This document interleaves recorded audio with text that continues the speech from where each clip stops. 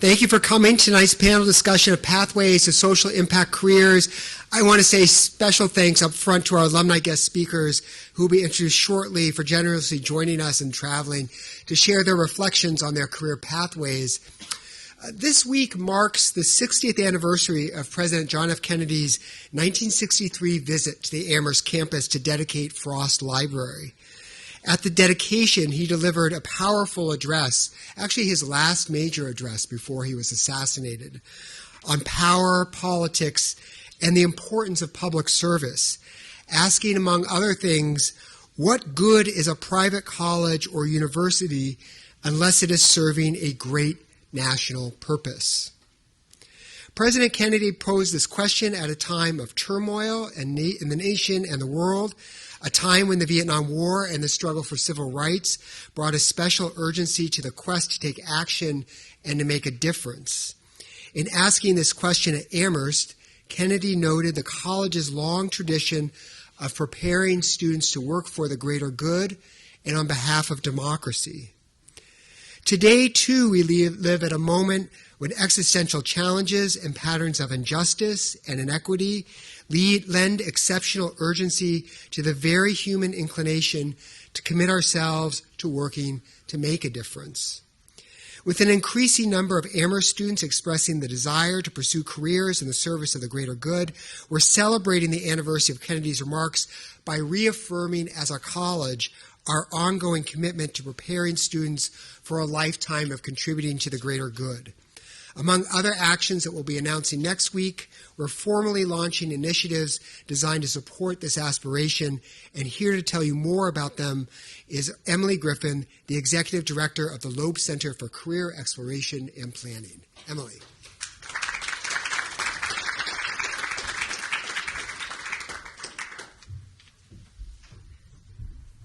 Thank you, President Elliott. Good evening. In my role at the college, I have had the great pleasure of getting to know many alumni over the years who have built careers dedicated to social impact and public service. And I've learned that there are endless ways to do so. I'm so pleased that we have the opportunity to hear about 3 of those examples tonight. Amherst has long supported students pursuing public service pathways. The first fund to support internships in public service was established in 1968. Since then, dozens of additional alumni donors have built a robust internship stipend funding portfolio that allows the college today to support over 200 students every year interning in a variety of nonprofit organizations. In recent years, in close consultation with student leaders from groups like A Better Amherst and Amherst Students for Democracy, the Loeb Center has reinvigorated its focus in the social impact space. This year, we officially relaunched an expanded Careers in Social Impact career program, which is led by Loeb Program Director Mika Owino. The program includes an annual alumni and residence visit. This year, that alum is Jennifer Estrada, class of 2008, who works for Amnesty International. She'll be here on November 13th. Look out for that. The program facilitates the Rosenberg Senior Grant Program that awards $2,000 grants to graduating seniors going into nonprofit jobs, as well as the $10,000 Projects for Peace grant that supports students with independent summer projects looking at peace and conflict studies. The program also includes an annual career trek to Washington, D.C. that connects students with alumni working in a range of roles across the government and nonprofit sectors. The application for that trek is currently open, and the deadline to apply is this Thursday. Really glad I have an opportunity to boost that. This week, in honor of the commemoration of 60 years since President John F. Kennedy's speech here at Amherst that inspired that generation of students to pursue careers in public service, the Loeb is launching a new career pathways resource called Interning for Democracy. This new initiative will provide cohort-based support and guaranteed internship funding for students who want to intern in democracy-supporting organizations. Students will meet as a group in the spring, summer, and fall and get close mentoring from our social impact advisor, Mika, in addition to alumni connections. We hope this approach encourages this generation of students to consider professional pursuits that strengthen our democracy and help students and alumni who share similar aspirations to form stronger bonds. Everything we do in the Loeb is made better by listening to and collaborating with students. The students on campus today who are passionate about social impact and the future of our democracy are truly remarkable, and I'm happy to call some of them up now to introduce tonight's panelists. Lori Alacron, President of the Associate for Amherst Students, Lucan Romaldo and Isaac Beinman, representing the Amherst Political Union, and Ava Knapp, member of Amherst Students for Democracy. Will Lori, Lucan, Isaac, Ava, our panelists, please join me on stage with President Elliott.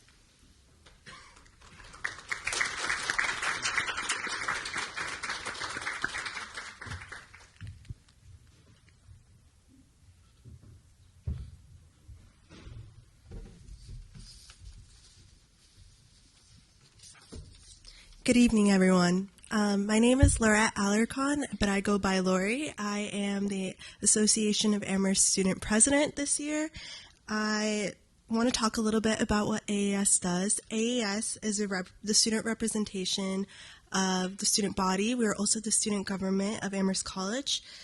It makes recommendations to the administration based on student inputs, supports student programming, and puts on campus-wide events like this weekend's upcoming Pink Out Rave.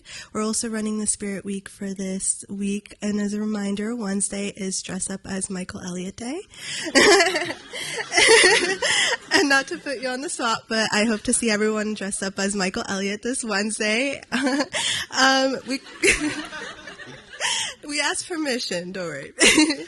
We compromised the Senate and the Executive Board. We compromised with a Senate, which is a 33-member Senate, and there are 5 executive board members, and I'm one of them. Shane, unfortunately, couldn't join us tonight, but he's our amazing VP.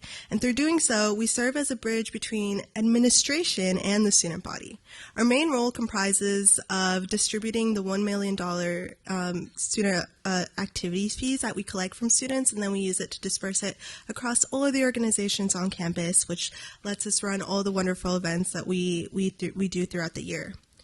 We work also on representing the unheard voices on campus, such as advocating for undocumented students, and this is a great passion of mine. I'm super excited to be here, and I can't wait to hear more from our panelists. Now, I have the pleasure of introducing our first panelist, Yinan Zhang. As a 2012 graduate, Yinan is an operations officer at the World Bank, where she manages a $63 million program to support joint climate action and building climate resilience in South Asia.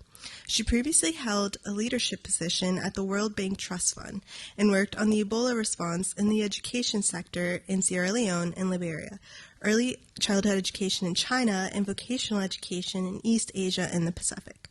The co-author of the bilingual book, Challenges and Opportunities, Early Childhood Education in Yunnan, she also holds a master's degree in international education policy from Harvard University Graduate School of Education.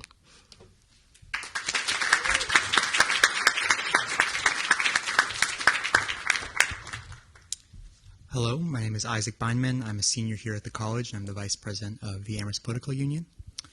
The Amherst Political Union was founded in 1939 by Robert Morgenthau, class of 41, and Richard Wilbur, class of 42. Its original goal of increasing political discourse on Amherst campus still holds true today. The APU prides itself on its nonpartisan structure and serves as a safe environment for individuals with varied political views. Since its founding, the Political Union has sought to fight the political apathy that plagues many other colleges by engaging members of the Amherst College campus in productive conversations relating to salient and pressing political issues. As a student organization dedicated to engagement with democracy, we're excited to introduce the alumni speakers here today. If you leave wanting to learn more, we'd love to see you at our weekly meetings and our speaker series events. Great, thank you, Isaac, and good evening, all. I am a co-president, along with Ava, of the Amherst Political Union, of which Isaac is vice president, and I am incredibly grateful to introduce another one of our alumni panelists this evening, Helena Burgueño. A 2019 graduate, Helena currently lives in Chicago, where she serves as the creative and video producer for Unify America, a nonpartisan nonprofit on a mission to replace politics with problem solving. She graduated magna cum laude with a degree in film and media studies and a 5-college certificate in Latin American, Caribbean, and Latino studies. She is a member of Phi Beta Kappa, an amateur stop-motion animator, and plays the French horn in a glam marching band called Clamor and Lace Noise Brigade.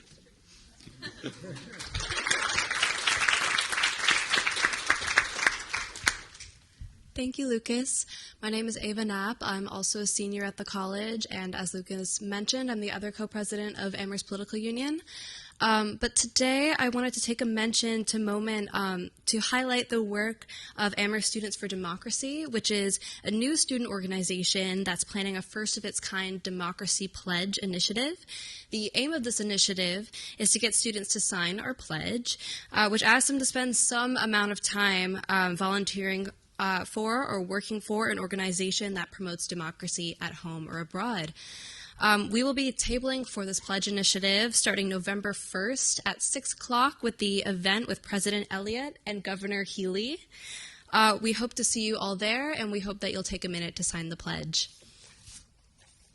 I'm now excited to introduce our final panelists, Senator Mike Simmons. A 2006 graduate, Mike represents the 7th District in the Illinois State Senate, where he's been a committed advocate for seniors, refugees, the transgender community, people experiencing financial instability, single mothers, and other silenced voices in our democracy. He serves as a chair of the Human Rights Committee and is the first Black person to serve the 7th District, the first openly gay member of the Illinois Senate, and the third openly gay Black state senator in the nation.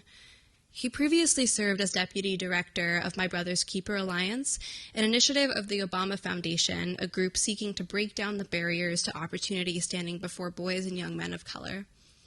Thanks again, and I'll now turn things back over to President Elliott to begin tonight's conversation.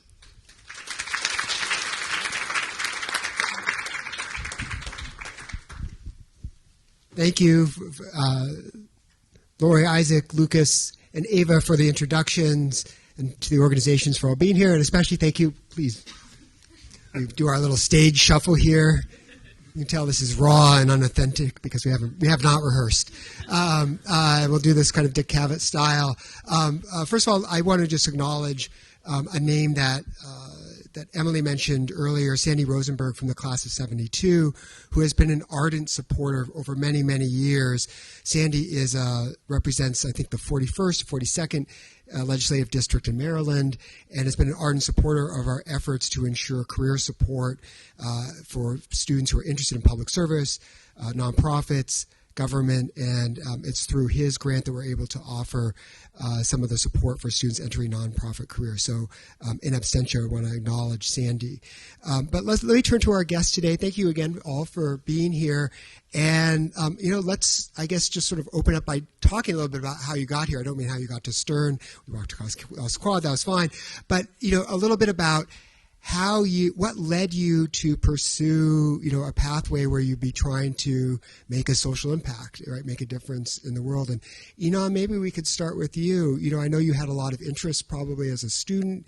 You've worked on healthcare and transportation. Sort of how did you end up working for the World Bank, doing the kind of work that you do? Sure.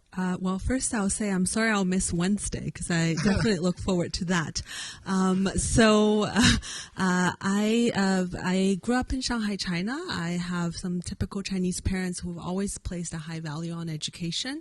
So coming into Amherst, I've been very interested in exploring educational opportunities, and I think I was able to structure my curriculum and my internships around that interest. I think it was the support of Center for Community Engagement. That's what it was called when I was there. I was able to get an internship, a paid internship in a public school in Brooklyn. I interned in a college. I interned with education nonprofit. I did my econ thesis on educational opportunities. So through all that, I think I was able to quite intentionally build a toolbox of skills and experiences.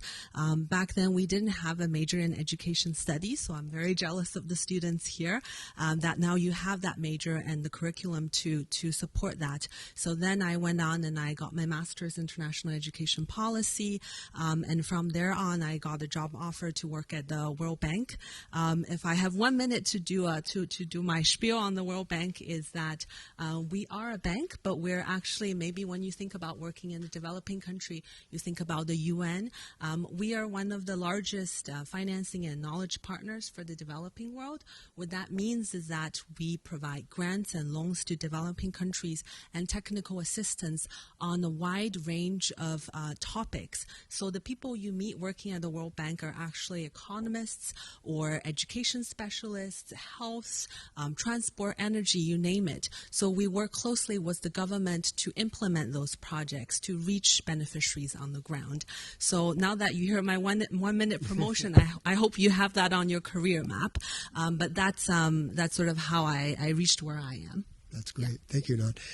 Helena, tell me a little bit more. So you were a media studies major, yes, and we know about the GLAM marching band, and we want to hear more. And now you're really working on behalf of democracy in the current organization that you're working for.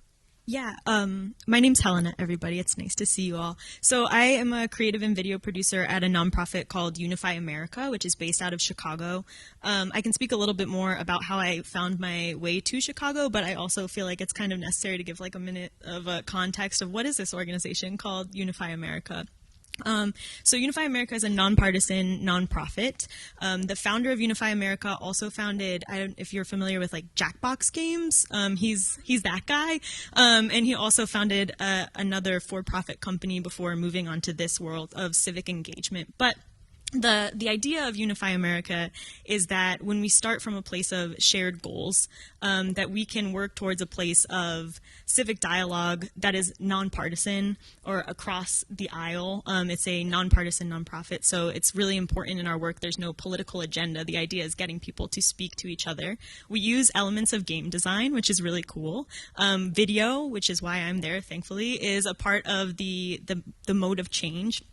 And it's also about making political conversations less, you know how when you're talking about political conversations, sometimes it feels like you can't get your way into it because it feels so academic and like you don't have all of the data or the information that you need. Unify is really about kind of removing that barrier to having political conversations. Anyways, so I did major in film and media studies. I also majored in did a certificate in Latin American, Caribbean, Latino studies. The major was just coming to be in my final year at Amherst, which is really exciting. Also super jealous. And one of the paths that I think is sort of driven or like drawn out in regard to film is going to Hollywood, right? Like working your way up in the biz.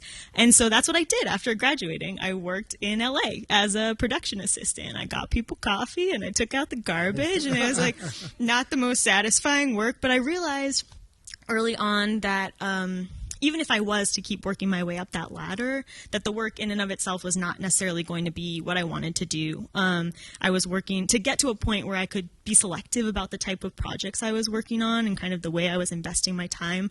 I wasn't really willing to like wait that long to start feeling like I was making a difference. Anyways, so then the pandemic hit and I had no work. So I went home and lived with my parents for 1.5 years.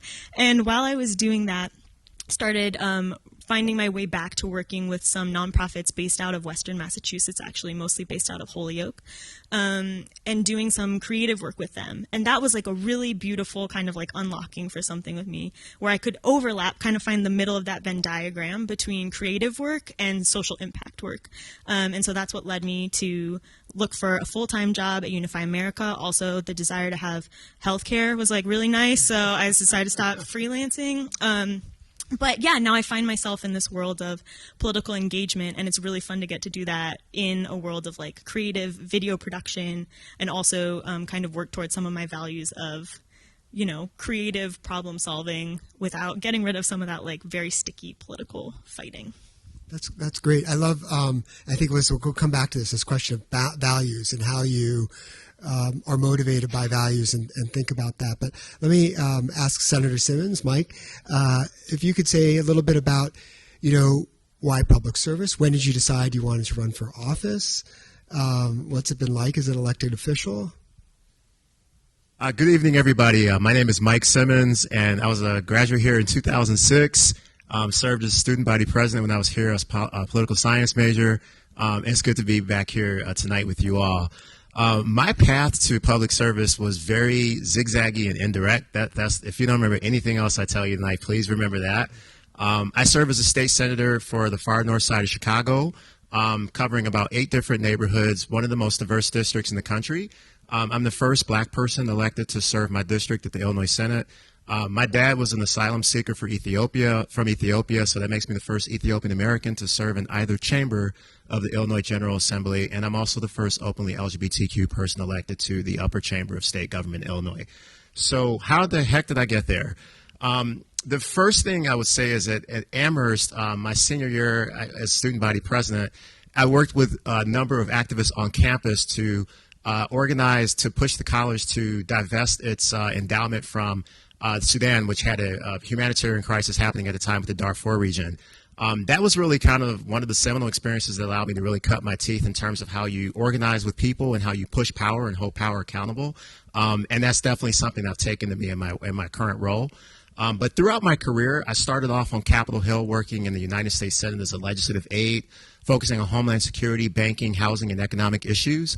And I will say that part of what enabled me to do that internship was actually, or that job, was an internship that I got as a junior here that I was able to get a scholarship from the college to actually be able to even to make that possible. So if you don't come for money, please don't think that getting in public service is not for you. And I worked on the Hill for 2.5 years, went back to Chicago because I wanted to be closer to my family. I worked in city government for a number of years as an urban planner. And as a policymaker, focusing on so many different issues having to do with economic insecurity, housing, and homelessness. And ended up starting my company after a few years because I got bored of working for other people. I'm a kinetic person. I don't like to sit still. I ran my company for 3 years, Blue Sky Strategies, doing anti-racist public policy consulting and equitable urban planning. Some of the happiest years of my life, just being my own boss. I'm somebody that really ticks from just being able to drive my own agenda. And during the pandemic, my company started to, didn't have as many clients. The George Floyd protests started to happen. That really re-politicized me, just seeing how many issues of racial justice had been taken for granted by all power structures in our society. And the state Senate seat opened up. My partner and I had a discussion. And 30 minutes after we talked about it, we both decided that I was going to be a candidate. 2.5 years later, here I am sitting before you. Great. It's a great story in every way. And I want to pick up on something you said a second ago or started going down to, which is thinking about this question of values and, goes a little bit to your comment, Helena, about needing health care. And, I think for a lot of students, that question of, well, how am I going to pursue a career oriented around my values and still, be financially solvent, right? Still make a living. And the financial pressures that I might be feeling to serve my family. How have you all negotiated that set of, that combination of needing to materially sustain yourself, but also wanting to find career pathways that serve the values that you bring to your work? I can definitely, as a former freelancer, I'm a big fan of the hustle. But I mean, realistically, it would be wrong for me to sit up here and be like, this is my path to my career without talking about like the real benefits that I had and the choices you make, to be able to pursue something, to have the luxury of doing something that you care about and that feels important to you. And so some of those choices were like living with family members, right? And the luxury of having family members that would house you pretty much rent free for a long period of time, right? I lived with an aunt and uncle, I lived with my parents, and those were like really important pieces that have led me to be able to make choices, to save up money so that I could move to Chicago and work at a nonprofit. There's also, the work of the sort of like the unglamorous side of it, right? It's really cool. We kind of romanticize this narrative of dedicating yourself to civic impact or social impact. And as I was kind of, wanting to pursue a career in something that felt more meaningful while I was working in the biz in Hollywood, what I was also doing was like scooping ice cream at an old timey soda fountain, which was honestly one of the most fun jobs I've ever had. I got to make like ice cream look like little clowns, which was awesome. And the kids loved it. And I also worked at like a cashmere sweater company. It's like kind of piecing together these things. But yeah, I think that's ultimately the balance that you have to find. I made a conscious choice to move into full-time work, in part because the work just so happened to align really nicely with my skill set and my interests and my hopes for a better world, but also because, it's helpful to have full-time income, and it's really nice to have dental insurance for the first time in your life. So as you think about shaping a path, I think it's really easy to focus on the end result, the really cool thing of getting to sit up here with these incredible people and the president of Amherst College, Michael Elliott, and get to talk about it. But I think it's really important to note that the path is not always as we talk about these timelines in terms of here are the landmark moments, right? These are this is the path. But there's a lot of in between that's not always the most glamorous, and yet is in service ultimately to a career that you're pursuing. And how have you thought about values and the choices that you've had as you negotiated your career path? Sure. So if I have one piece of advice, especially for the seniors, is to start a 401k account once you start your job. For those of you who don't know what that is, maybe it'd be good summer reading after graduation. And I heard you have a financial literacy workshop coming up, so maybe that's something to learn about. But jokes aside, I think there are challenges along the way, but there's also jobs that in the public sector that will provide a good package of benefits that will allow you to pursue your interest, while at the same time think about financially how you want to plan for the future. But in order to get there, sometimes maybe it requires you to work in the field. So I work in development, and working in the field in a developing country is a hugely valued experience because you can understand the local context better. You might know better how to collect data from the ground, and that's something that will help you get to perhaps a position that requires a bit more experience, requires maybe an advanced degree to get there. But there are, the World Bank is one of the development agencies. There's USAID. There are also international nonprofits. I think that do offer stability as you pursue your interest. Mike, I hear politicians are all insanely independently wealthy, so I'm assuming that's your pathway. How have you balanced all of this? Yeah, so I definitely would say I'm not wealthy at all. Of all of my 58 colleagues that I serve with in the Illinois Senate, I think I'm probably the only one that doesn't own a car. My partner Michael, who's here with me tonight, we rent. We don't even own the place where we live, and we live in a neighborhood that's gentrifying, which means that rents are going up all the time, and we feel the same economic pinch that a lot of my constituents feel. So, more people I think are running for office too that are not wealthy, and frankly, for anybody here that's thinking about getting into public service, you never know. You might decide you want to run for office someday, and I think that you should never think that you have to have money to do this work. I take the train back and forth to the state capitol, which is a 300-mile commute by Amtrak. I get a lot of work done on the trains. I'm a transit geek anyway, so it ends up being a good fit for me. But to the larger question around values, the gift that I really have is that my mother, who is the proudest Amherst parent ever, when I was a freshman here, she might have been the youngest Amherst parent at 36 years old. As a single mother with a son who was going to an elite college for the first time in our family's history, to go to school anywhere like this. And she really cheered me on. And the gift that she left me with is she didn't prescribe what she wanted her son to do. My mother is fiercely an advocate of educational excellence. And she pushed me really hard to do well in terms of the kind of grades I got home and the kind of opportunities I took advantage of, but only so that I could go do whatever the heck I wanted to do with my life. And that's a gift. Unfortunately, I lost my mother 3 years ago, but that gift is still with me in terms of showing up as a state senator with free-form dreadlocks, right? First time that's ever happened in state government in Illinois. I have colleagues who are 82-year-old white men that, just don't even have a framework for that. And when my partners come to visit me, we walk on the floor of the Senate together. And there's something powerful about that kind of representation, where you literally are living your values and doing so in the way that is definitely homage to my mother and her legacy. but also I think blazing a trail for other people to be able to show up as themselves. And insofar as also the types of legislation I've been able to pass. I passed the bill this session that outlaws book banning in all Illinois schools. That's become a big issue now. Thank you. Never, when I was a student here, I never would have thought that we'd see book banning happening in schools. It's live now. And legislation that protects access to gender-affirming care for those that come from the trans community, another issue right now. It's the first time in, modern times where healthcare is being taken away from people because of who they are. And so those values are the things that are allowing me to do this job effectively every day. That's great. And you mentioned your mother, and I've been thinking about her since we were talking about earlier. I'm sure your mother would be just incredibly proud to see you sitting up here. Let's talk a little bit about some things you carried forward from Amherst that, looking back now, maybe you think helped prepare you for the work that you're doing. And you mentioned, all of you, I think, some internships. You mentioned being in student government. What about, are there academic experiences? Are there things about the liberal arts that you think bring to you a different sensibility in engaging this work than maybe somebody who hasn't had that same set of educational experiences? Like you were talking a little bit about this at dinner. Yeah, I would say that, honestly, one of the things that gives me the most power as a state senator is what I learned to do at Amherst College, which is to think critically.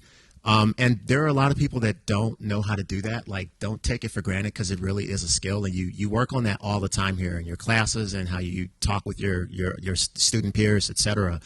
I would say also just, Professor Ferguson, Jeff Ferguson, was a Black Studies professor here for some years.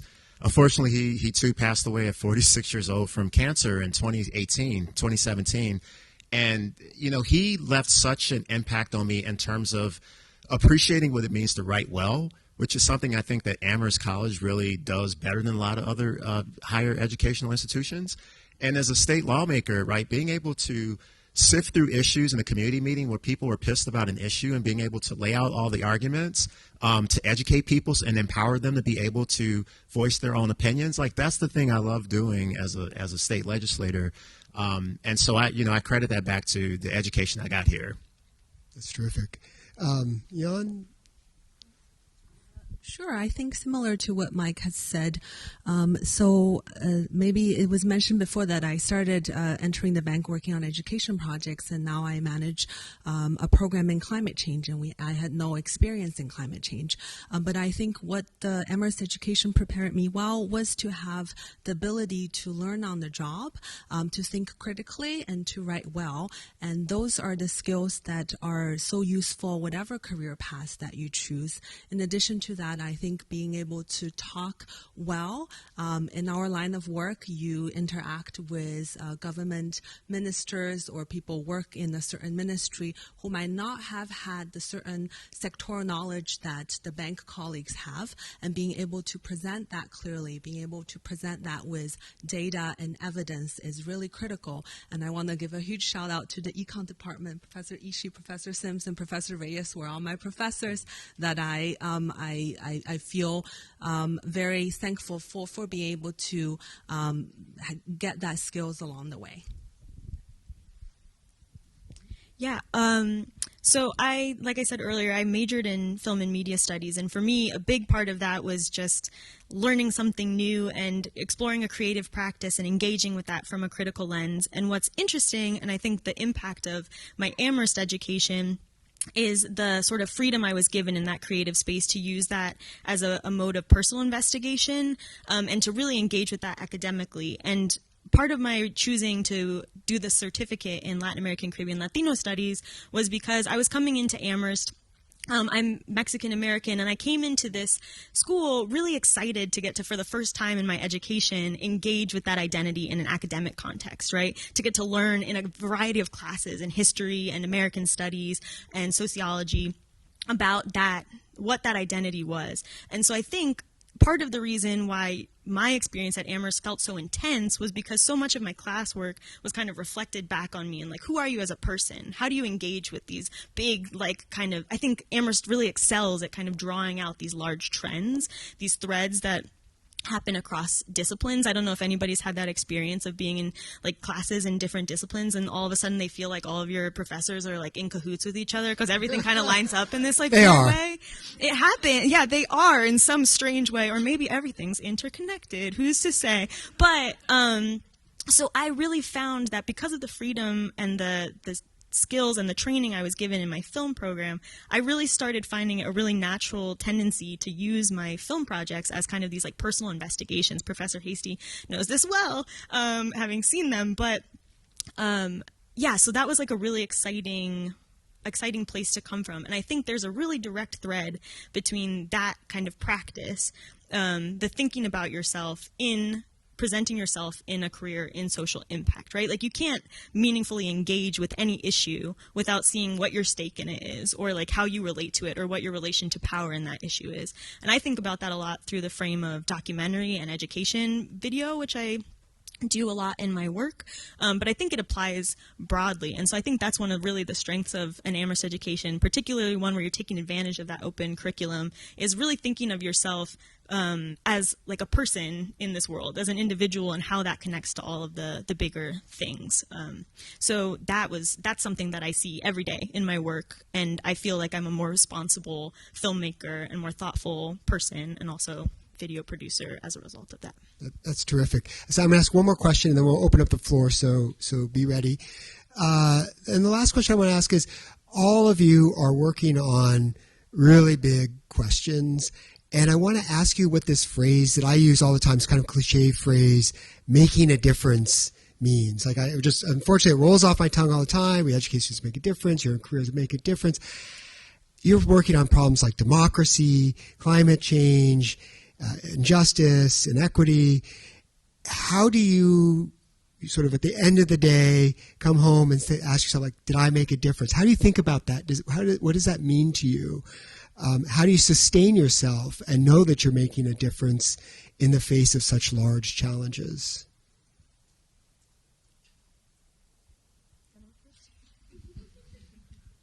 I'll go first. Okay.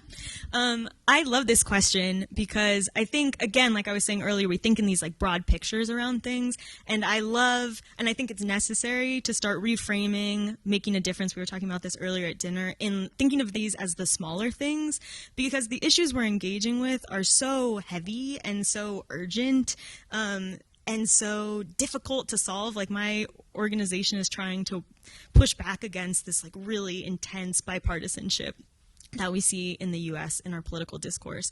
And so I think it requires, in part, reframing what we consider making a difference.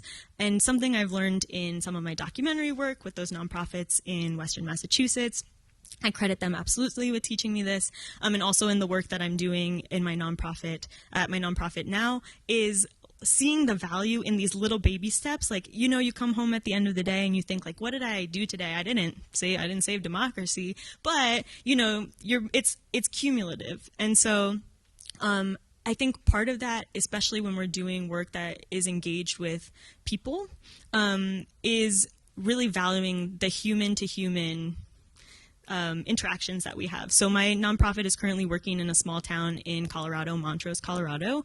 We're piloting our first in-person deliberation there, so gathering a panel of community members to discuss their childcare shortage and possible solutions or actions that can be taken, really driven by the community.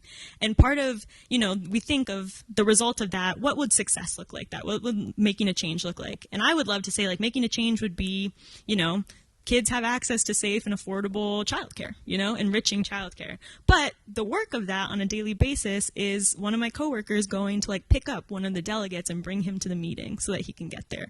Or me going to Walmart to buy balloons so that the event looks nice, Like, these things don't feel in the day-to-day maybe like you're solving the big picture, but all of these things collectively, I think we have to, in order to maintain this work, you have to kind of have like a little bit of faith and comfort in that, like, these little bits that you're doing the things you're chipping away at, putting the extra effort in to engage with these things and give these things that are kind of unglamorous, like taking out, again, I'm back to taking out the garbage at events, like I'm back in my PA work, but they do add up, and there's no way to do that. There's no way to do social impact work without some of the unglamorous stuff. And so I think it's really not so much like how do you make more of a difference, but how do you reshift, how do you reframe what you see as impactful work?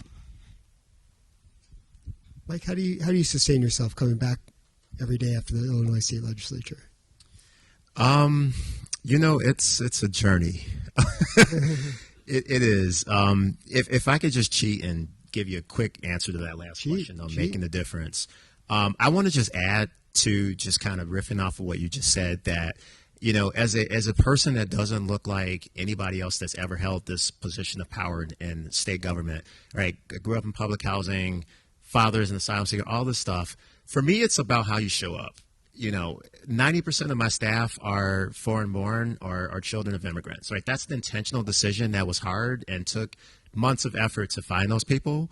The type of legislation that I'm able to pass, protecting residents of affordable housing, making sure that they have the same protections as people in luxury housing, making sure that we have affordable have air conditioning and low-income housing, these kind of things that no one has ever advocated before, and then actually passing bills.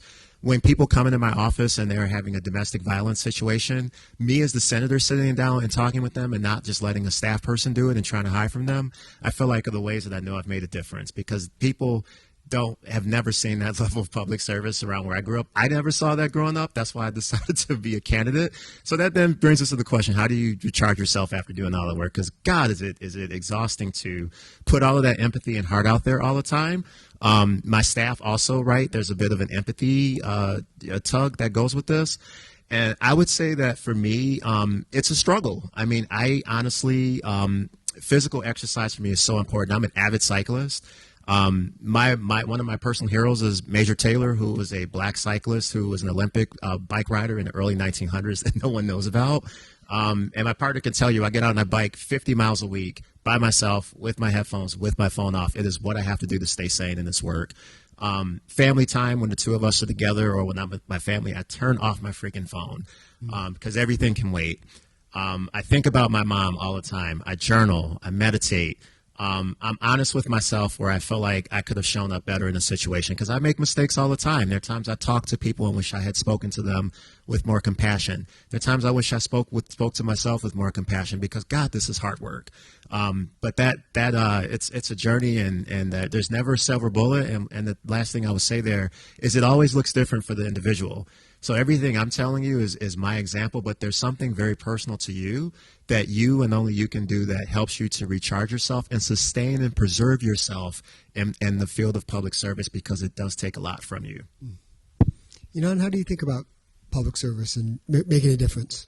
Sure. I think as somebody who works in development, the most exciting thing is when you go to the field, you see, let's say, a classroom of kids with learning materials, with access to clean toilets. But that's just one of the ways that you can make a difference.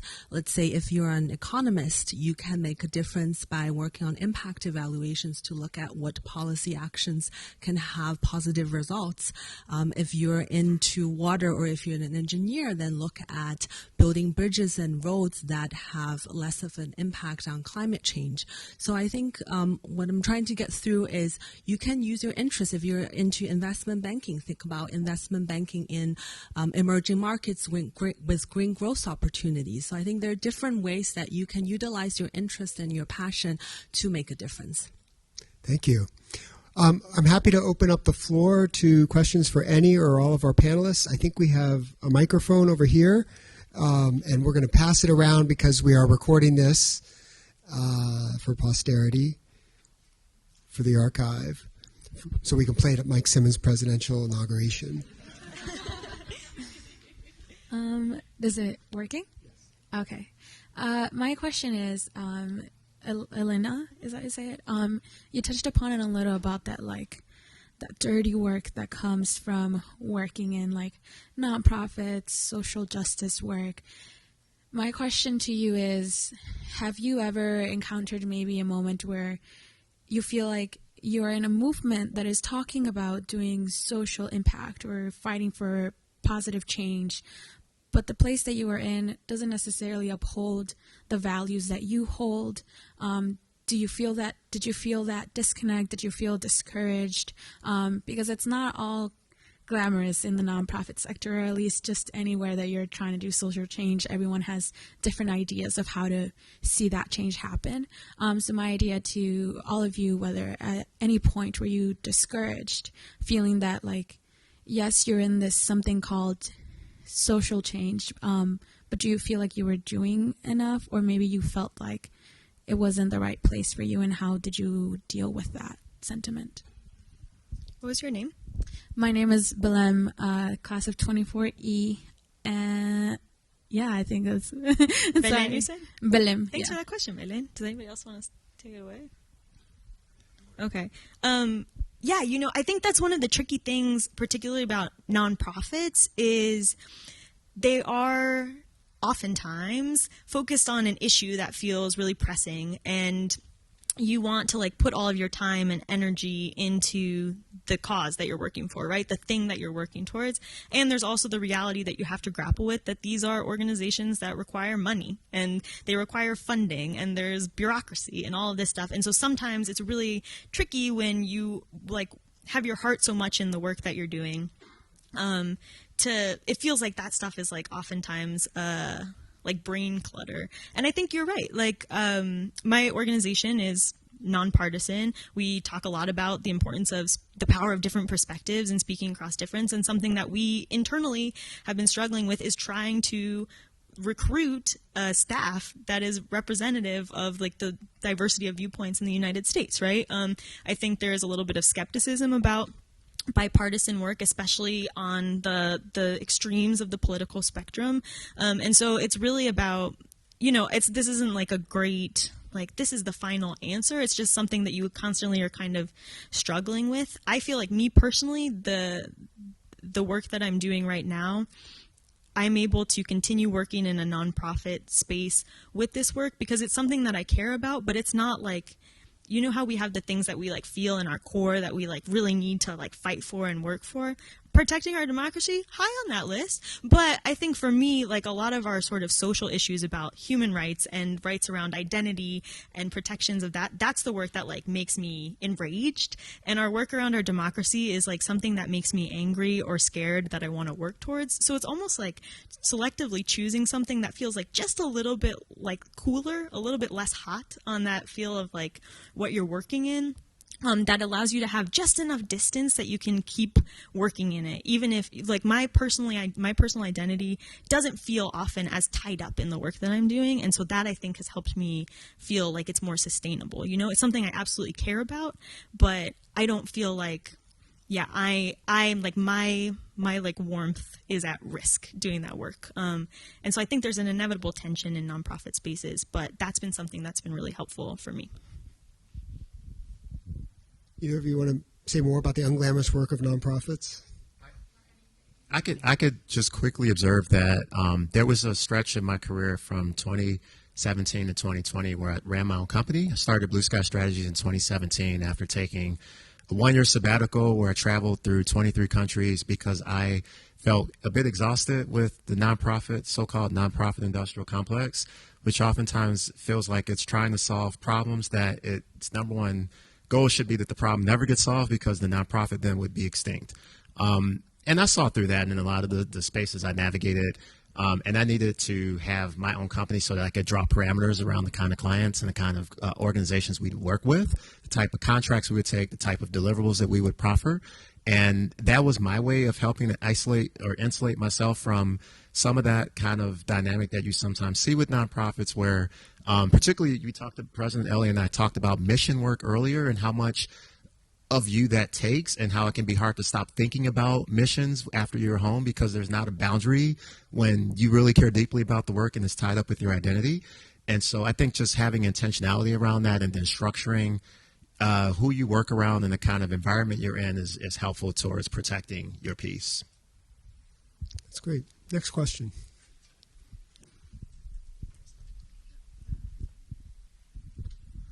Hi.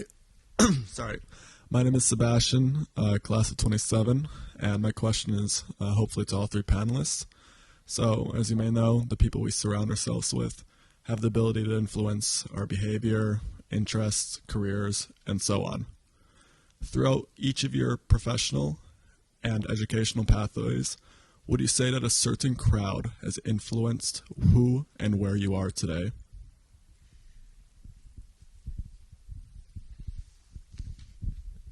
Seen some heavy nods.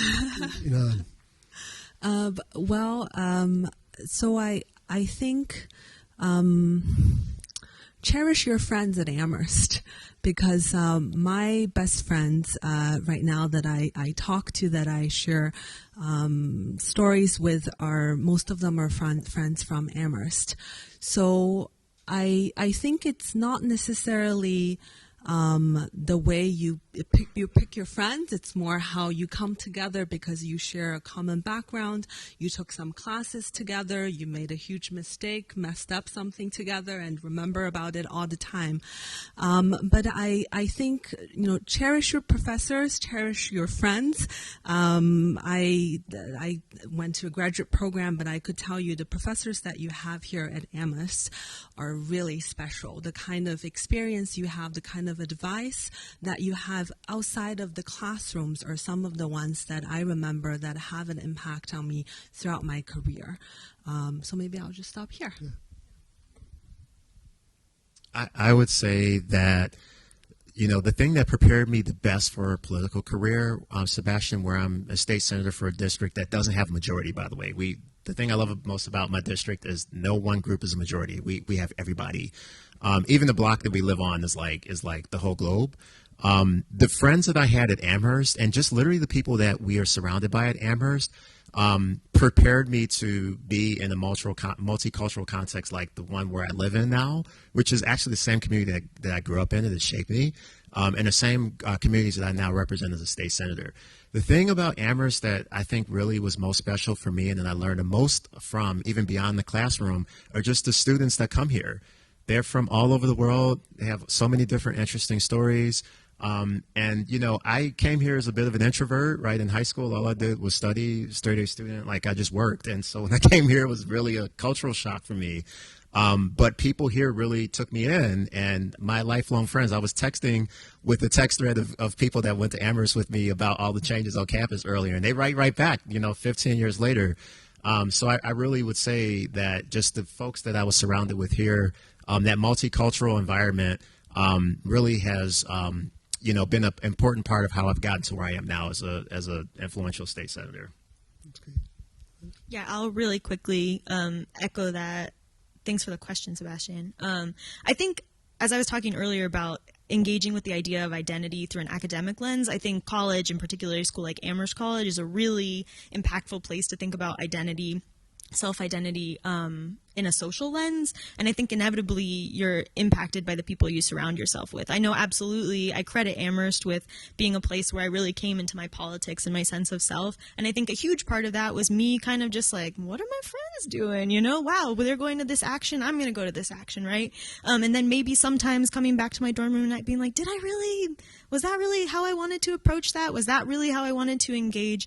And so I think, one of the benefits of coming to a place like Amherst is its diversity in all of the spectrums, right? And I think it's really easy to kind of find, you inevitably find the people that are kind of like you or that have the same interests as you. But I think it's also really important, and I didn't necessarily do the greatest job of this during my time at Amherst, of finding the people who make you a little bit uncomfortable, or who think things that are a little bit different than you, or come from a even more a different background in wider scope than we think of just geographic or regional, right? I'm thinking of this a lot in terms of political diversity of viewpoints. And so on the just barely on the other side of being here at Amherst, I think it's really exciting to see my friends that I knew in this context here, one of whom is here tonight, seeing them on the other side, right? When you meet people in college, you only know them in this very particular context. And so it's really cool to see how things kind of shake out for people. What parts of them stick, what parts of them they kind of let go of. I was just talking to a current student earlier, and I was like, listen, everyone's skin gets so much better after you graduate. Your skin gets clearer, you rest. It's all going to be okay. But that's really cool to kind of get to every time I've seen somebody that I knew at Amherst, I always like make a point of being like, seeing them for the first time after graduating, I make a point of being like, we're reintroducing ourselves, because it's the first time seeing yourselves outside of this very particular context. And it definitely, those people shape you in a really significant way that I've found really long lasting. But it's also kind of cool to see what happens when you're taken out of this like really particular context. So absolutely, like, stay in touch with the people that you know here, because they have known you at this very particular time in your life. Maybe one last question. Hello. My name is Tohyun. I'm a class of 2026. I want to hear about like your approach to career planning, because some people tell me you need a well-crafted, like a career roadmap, whereas other people tell me ditch your 5-year plan, be open to spontaneous decisions. I guess like the best way is to find the balance between the two, but I'm just curious how you approached that dilemma in your career path.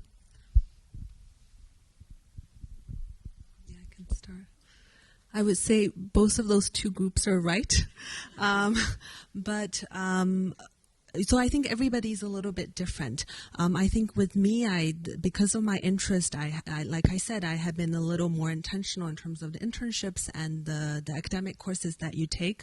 But that doesn't have to be the case. I would say be intentional in terms of the toolbox of skills that you want to build. That could be writing skills, that could be analytical skills, that could be public speaking skills. And you can do that through taking multiple courses and explore multiple subjects, right? But if you are interested in following a certain path, also be intentional about it. I think Amherst is this great place where you have so many resources. Reach out to alumni, do an informational interview. I've done that quite a bit when I was at Amherst, and I would say 7 out of the 10 alumni reached out, were willing to talk. So that's another way to think about it. Try something different. Maybe study abroad, learn a different language. Definitely do an internship if you can in the summer. And now I heard from Molly that we have even more opportunities to do that. Go to the Career Center to polish your resume and cover letter and maybe perhaps interview skills as you're preparing for those practical situations. So I think it's a little bit different for everybody. I would say I think Yinan was probably a little bit more of a responsible career planner than I was. But I think the cool thing about a place like Amherst, at least for me, like the huge draw was the open curriculum, right? And I think one of the reasons that so many of the people that come to Amherst are so impressive is because they're people who have like a natural curiosity, right? And I think the open curriculum really nourishes that and fosters an environment where people are kind of picking and choosing a lot of things that are interesting to them. And so when I think about, when I was joking earlier about like those weird overlaps between things that seem really like disconnected that happen in our academic studies, I found that a lot in my career path. And so I think there's a real value to kind of continuing to follow your nose in terms of your curiosity, even when the things don't really seem like they fit together. Because inevitably, if you are consistently engaging with stuff that is of interest to you, you're going to keep finding communities and people and work that is also of interest to you, right? That like you'll just keep following that road, and ultimately it'll feel like more satisfying. At least in my experience, it has felt that way.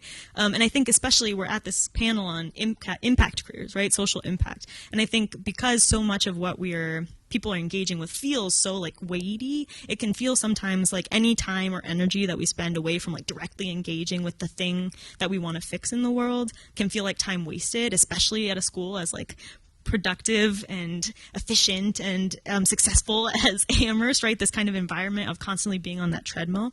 And I think I would encourage people to like engage with the things that feel like a little bit tangential. And not only because they'll like help you sustain, like you were saying earlier with your cycling, right? Like these are the things that help us get through the day, but they're also, from a real career readiness point of view, like they make you a stronger candidate. They make you more interesting when you're somebody who's engaged, who has like a strong background in one field, but also speaks this language or plays a French horn in a weird marching band. You know, like these are the pieces that make you unique. And I think you'll find that they make you like a happier worker or a happier contributor to our society.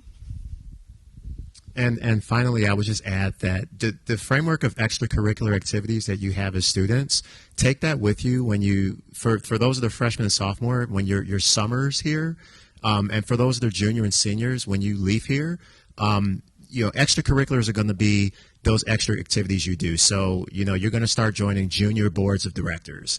I was telling a student earlier who wants to break into public service after a stint in finance, to make sure that you're joining a junior board of directors for youth issues or for immigrant issues or whatever it is that you're interested in, so that when you do get ready to move into the next phase of your career, you've got some friends that are in a different space that maybe can help you. And then I would also, just make sure that you're doing some things that have nothing to do with your career, as was said earlier. But really just a thing no one told me when I was a student is just this whole component of like civic organizations, volunteering your time. I know that sounds trite and hackneyed. It doesn't have to just be volunteering, right? It can be a side job, right? Like really nurturing an interest that you may have. I got into photography, about 10 years ago. I started taking pictures when I was bored at my job. And I ended up, when I did my traveling around the world, I ended up doing 2 photo exhibits when I got back to the States, from like thousands of photos that I took in 23 different countries, because I spent time and let that really develop. So I want to encourage you to give yourself that gift too in the work you're doing. There's lots of great advice here, and I think we could go on all night, but let's stop for now and instead thank our panelists for a terrific session.